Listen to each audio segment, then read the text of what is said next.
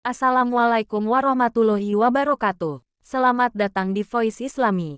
Sebelum lanjut kepada kisah para nabi, apakah kalian mengetahui sesungguhnya ada berapa jumlah nabi dan rasul? Nabi dan rasul jumlahnya sangat banyak sekali. Total terdapat 124.000 nabi dan 312 rasul. Namun dalam Islam kita hanya diwajibkan untuk mengetahui dan mempelajari 25 nabi dan rasul. Lalu apakah perbedaan antara nabi dan rasul? Secara bahasa, nabi diartikan sebagai hamba Allah SWT yang menerima wahyu melalui malaikat Jibril untuk dirinya sendiri. Nabi merupakan manusia biasa seperti kita. Hanya saja nabi diberikan kelebihan dan amanah untuk mengingatkan orang di sekitarnya dan keturunannya agar memiliki perilaku baik dan menyembah Allah. Nabi berasal dari istilah kata naba, yang memiliki pengertian dari tempat yang tinggi. Sedangkan Rasul adalah hamba Allah SWT yang menerima wahyu dari Allah SWT melalui malaikat Jibril untuk dirinya sendiri dan umatnya. Semua Rasul adalah merupakan nabi, tetapi tidak semua nabi adalah Rasul. Nah, apakah penjelasan mengenai perbedaan antara nabi dan Rasul cukup mudah untuk dipahami?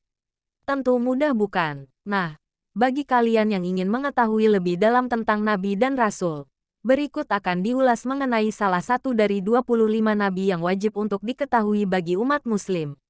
Nabi Sulaiman adalah salah seorang putera Nabi Daud. Sejak ia masih kanak-kanak berusia 11 tahun, ia sudah menampakkan tanda-tanda kecerdasan, ketajaman otak, kepandaian berpikir serta ketelitian di dalam mempertimbangkan dan mengambil sesuatu keputusan. Sewaktu Daud, ayahnya menduduki tahta kerajaan Bani Israel, ia selalu mendampinginya dalam tiap-tiap sidang peradilan yang diadakan untuk menangani perkara-perkara perselisihan dan sengketa yang terjadi di dalam masyarakat. Ia memang sengaja dibawa oleh Daud, ayahnya, menghadiri sidang-sidang peradilan serta menyekutuinya di dalam menangani urusan-urusan kerajaan untuk melatihnya serta menyiapkannya sebagai putra mahkota yang akan menggantikannya memimpin kerajaan. Bila tiba saatnya ia harus memenuhi panggilan ilahi meninggalkan dunia yang fana ini. Dan memang Sulaimanlah yang terpandai di antara sesama saudara yang bahkan lebih tua usia daripadanya. Suatu peristiwa yang menunjukkan kecerdasan dan ketajaman otaknya yaitu terjadi pada salah satu sidang peradilan yang ia turut menghadirinya.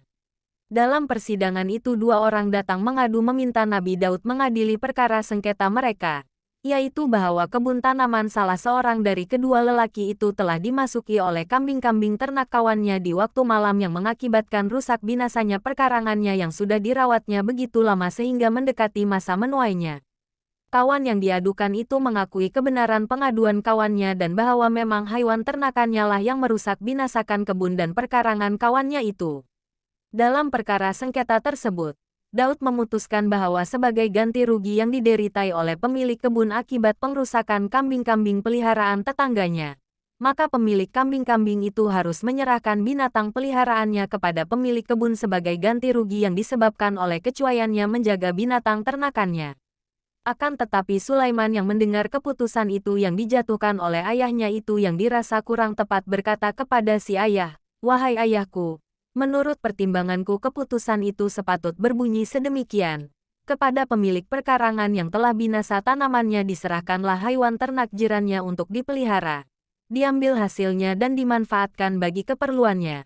Sedang perkarangannya yang telah binasa itu diserahkan kepada tetangganya pemilik peternakan untuk dipugar dan dirawatnya sampai kembali kepada keadaan asalnya. Kemudian masing-masing menerima kembali miliknya. Sehingga dengan cara demikian masing-masing pihak tidak ada yang mendapat keuntungan atau kerugian lebih daripada yang sepatutnya."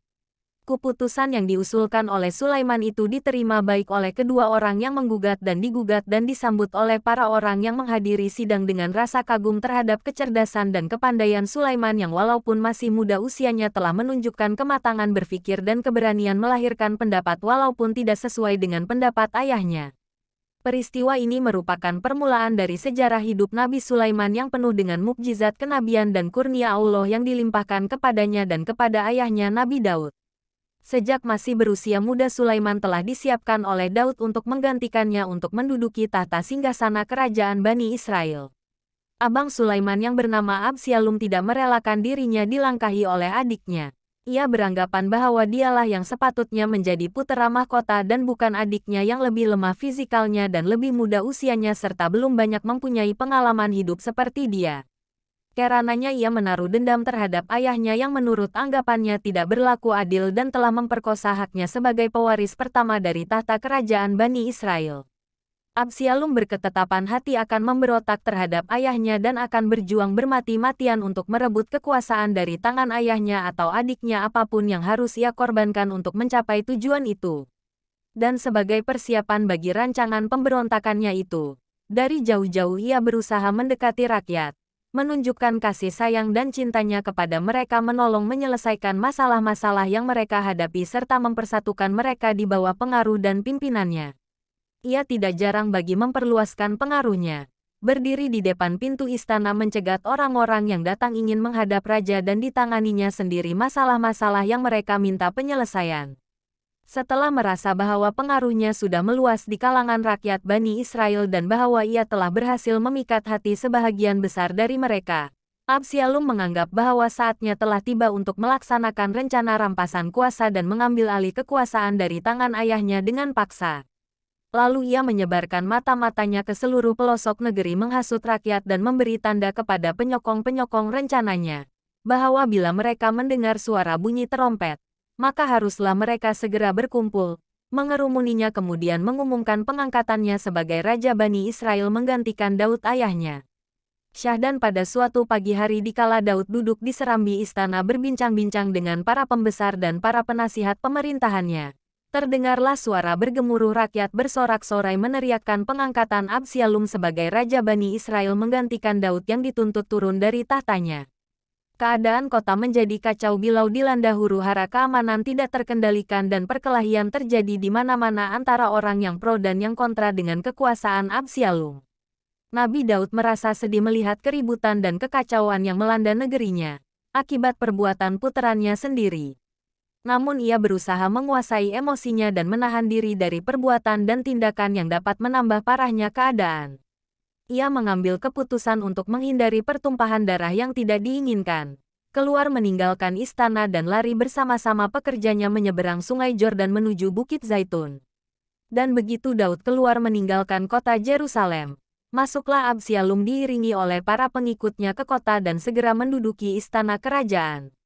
Sementara Nabi Daud melakukan istikharah dan munajat kepada Tuhan di atas Bukit Zaitun memohon taufik dan pertolongannya agar menyelamatkan kerajaan dan negaranya dari malapetaka dan keruntuhan akibat perbuatan puteranya yang durhaka itu. Setelah mengadakan istikharah dan munajat yang tekun kepada Allah, akhirnya Daud mengambil keputusan untuk segera mengadakan kontraaksi terhadap puteranya dan dikirimkanlah sepasukan tentara dari para pengikutnya yang masih setia kepadanya ke Yerusalem untuk merebut kembali istana kerajaan Bani Israel dari tangan Absalom. Beliau berpesan kepada komandan pasukannya yang akan menyerang dan menyerbu istana, agar bertindak bijaksana dan sedapat mungkin menghindari pertumpahan darah dan pembunuhan yang tidak perlu. Teristimewa mengenai Absalom, puteranya, ia berpesan agar diselamatkan jiwanya dan ditangkapnya hidup-hidup. Akan tetapi takdir telah menentukan lain daripada apa yang si ayah inginkan bagi puteranya. Komandan yang berhasil menyerbu istana tidak dapat berbuat lain kecuali membunuh Absalom yang melawan dan enggan menyerahkan diri setelah ia terkurung dan terkepung. Dengan terbunuhnya Absalom kembalilah Daud menduduki tahtanya dan kembalilah ketenangan meliputi kota Yerusalem sebagaimana sedia kala. Dan setelah menduduki tahta kerajaan Bani Israel selama 40 tahun wafatlah Nabi Daud dalam usia yang lanjut dan dinobatkanlah sebagai pewarisnya Sulaiman sebagaimana telah diwasiatkan oleh ayahnya. Nabi Sulaiman yang telah berkuasa penuh atas kerajaan Bani Israel yang makin meluas dan melebar. Allah telah menundukkan baginya makhluk-makhluk lain, yaitu jin angin dan burung-burung yang kesemuanya berada di bawah perintahnya melakukan apa yang dikehendakinya dan melaksanakan segala komandonya. Di samping itu Allah memberinya pula suatu kurnia berupa mengalirnya cairan tembaga dari bawah tanah untuk dimanfaatkannya bagi karya pembangunan gedung-gedung, perbuatan piring-piring sebesar kolam air, periuk-periuk yang tetap berada di atas tungku yang dikerjakan oleh pasukan jinnya. Sebagai salah satu mukjizat yang diberikan oleh Allah kepada Sulaiman ialah kesanggupan beliau menangkap maksud yang terkandung dalam suara binatang-binatang dan sebaliknya binatang-binatang dapat pula mengerti apa yang ia perintahkan dan ucapkan. Demikianlah maka tatkala Nabi Sulaiman berpergian dalam rombongan kafilah yang besar terdiri dari manusia, jin dan binatang-binatang lain, menuju ke sebuah tempat bernama Asgalan, ia melalui sebuah lembah yang disebut Lembah Semut. Di situ ia mendengar seekor semut berkata kepada kawan-kawan, "Hai semut-semut, masuklah kamu semuanya ke dalam sarangmu, agar supaya kamu selamat dan tidak menjadi binasa diinjak oleh Sulaiman dan tenteranya tanpa ia sadar dan sengaja." Nabi Sulaiman tersenyum tertawa mendengar suara semut yang ketakutan itu.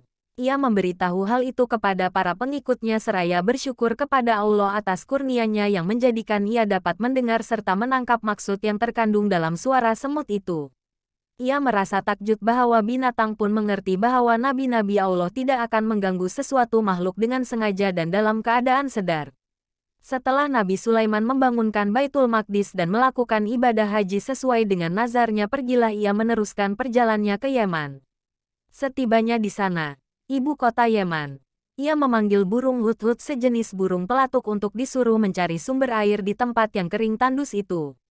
Ternyata bahwa burung hudhud yang dipanggilnya itu tidak berada di antara kawasan burung yang selalu berada di tempat untuk melakukan tugas dan perintah Nabi Sulaiman.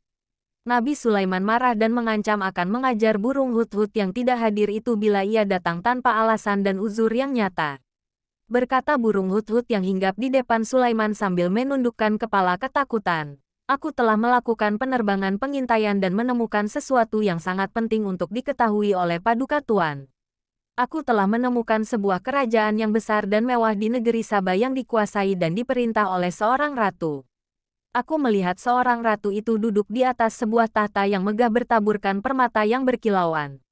Aku melihat ratu dan rakyatnya tidak mengenal Tuhan pencipta alam semesta yang telah mengurniakan mereka kenikmatan dan kebahagiaan hidup. Mereka tidak menyembah dan sujud kepadanya, tetapi kepada matahari. Mereka bersujud kepadanya di kala terbit dan terbenam. Mereka telah disesatkan oleh Syaitan dari jalan yang lurus dan benar." Berkata Sulaiman kepada hudhud, "Baiklah. Kali ini aku ampuni dosamu karena berita yang engkau bawakan ini yang aku anggap penting untuk diperhatikan dan untuk mengesahkan kebenaran beritamu itu. Bawalah suratku ini ke Saba dan lemparkanlah ke dalam istana ratu yang engkau maksudkan itu. Kemudian kembalilah secepat-cepatnya, sambil kami menanti perkembangan selanjutnya bagaimana jawaban Ratu Saba atas suratku ini." Hudhud terbang kembali menuju Saba dan setibanya di atas istana kerajaan Saba dilemparkanlah surat Nabi Sulaiman tepat di depan Ratu Balkis yang sedang duduk dengan megah di atas tahtanya. Ia terkejut melihat sepucuk surat jatuh dari udara tepat di depan wajahnya. Ia lalu mengangkat kepalanya melihat ke atas, ingin mengetahui dari manakah surat itu datang dan siapakah yang secara kurang hormat melemparkannya tepat di depannya. Kemudian diambillah surat itu oleh Ratu. Dibuka dan baca isinya yang berbunyi, "Dengan nama Allah yang Maha Pengasih lagi Penyayang. Surat ini adalah daripadaku, Sulaiman. Janganlah kamu bersikap sombong terhadapku dan menganggap dirimu lebih tinggi daripadaku. Datanglah sekalian kepadaku berserah diri."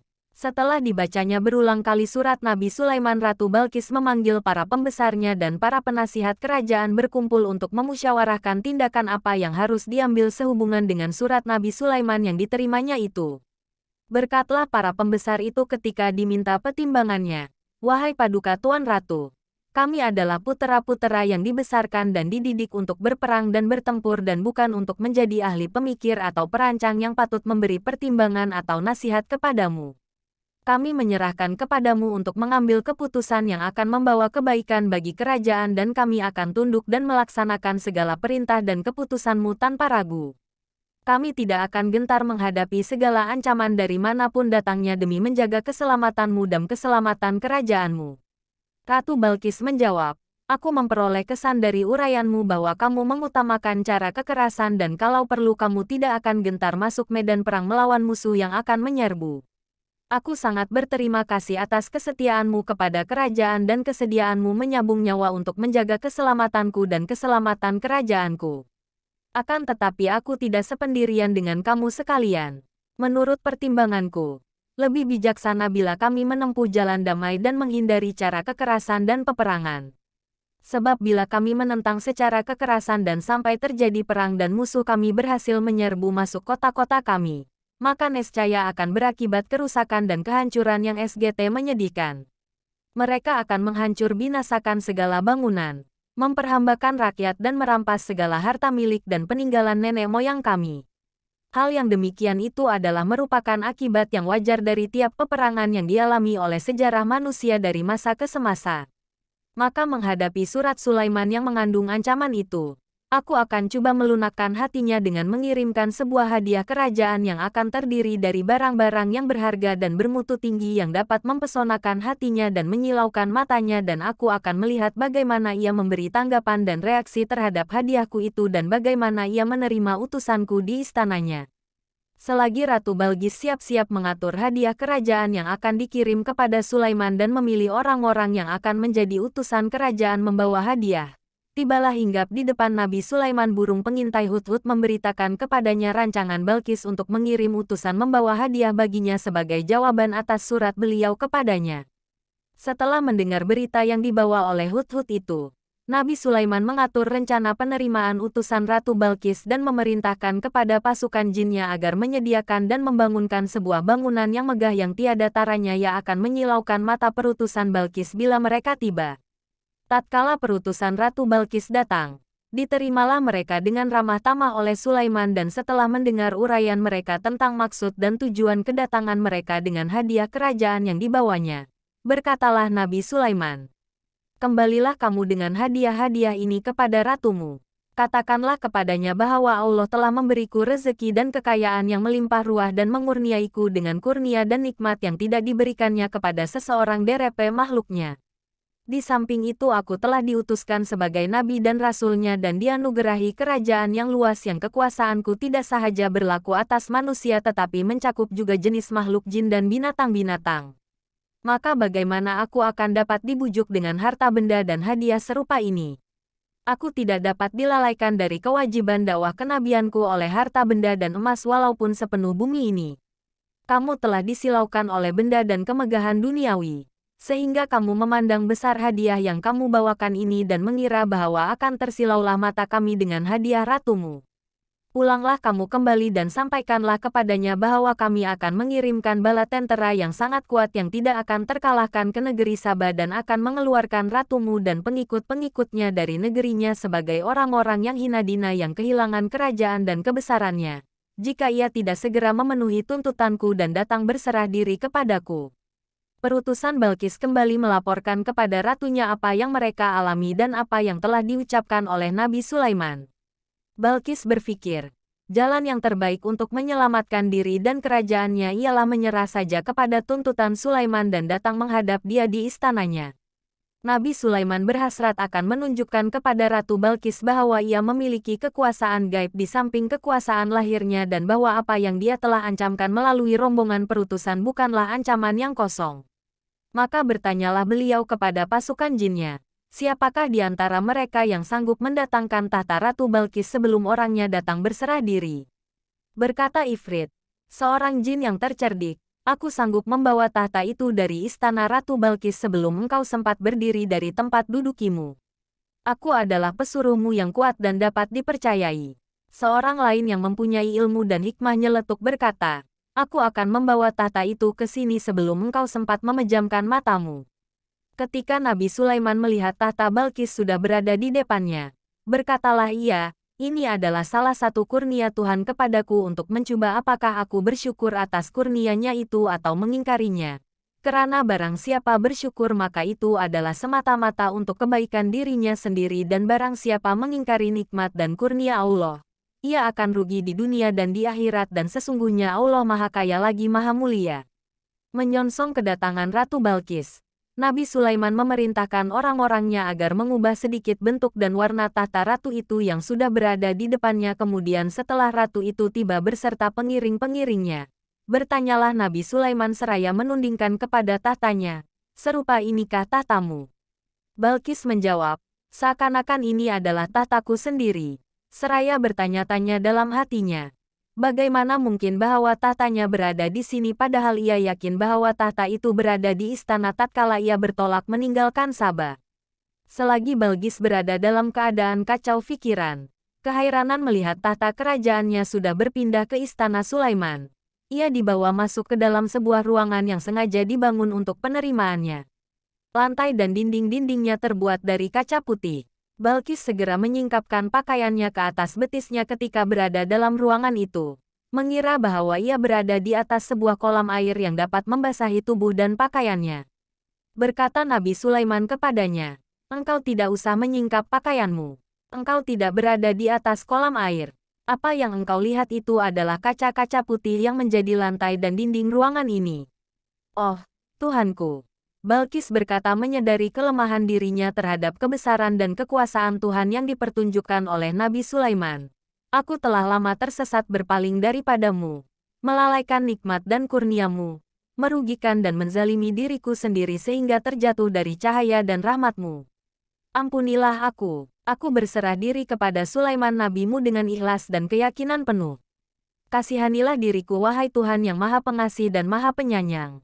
Demikianlah kisah Nabi Sulaiman dan Balqis Ratu Sabah. Dan menurut sementara ahli tafsir dan ahli sejarah nabi-nabi, bahwa Nabi Sulaiman pada akhirnya kawin dengan Balqis dan dari perkawinannya itu lahirlah seorang putera. Menurut pengakuan Maharaja Ethiopia Abyssinia, mereka adalah keturunan Nabi Sulaiman dari putera hasil perkawinannya dengan Balqis itu. Wallahu alam bisawab. Al-Quran mengisahkan bahwa tidak ada tanda-tanda yang menunjukkan kematian Sulaiman kecuali anai-anai yang memakan tongkatnya yang ia sandar kepadanya ketika Tuhan mengambil rohnya. Para jin yang sedang mengerjakan bangunan atas perintahnya tidak mengetahui bahwa Nabi Sulaiman telah mati kecuali setelah mereka melihat Nabi Sulaiman tersungkur jatuh di atas lantai, akibat jatuhnya tongkat sandarannya yang dimakan oleh anai-anai. Sekiranya para jin sudah mengetahui sebelumnya, pasti mereka tidak akan tetap meneruskan pekerjaan yang mereka anggap sebagai seksaan yang menghinakan. Berbagai cerita yang dikaitkan orang pada ayat yang mengisahkan matinya Nabi Sulaiman. Namun karena cerita-cerita itu tidak ditunjang dikuatkan oleh sebuah hadis sahih yang muktamad, maka sebaiknya kami berpegang saja dengan apa yang dikisahkan oleh Al-Quran dan selanjutnya Allah lah yang lebih mengetahui dan kepadanya kami berserah diri. Kisah Nabi Sulaiman dapat dibaca di dalam Al-Quran. Surah An-Naml ayat 15 hingga ayat 44. Wallahu a'lam.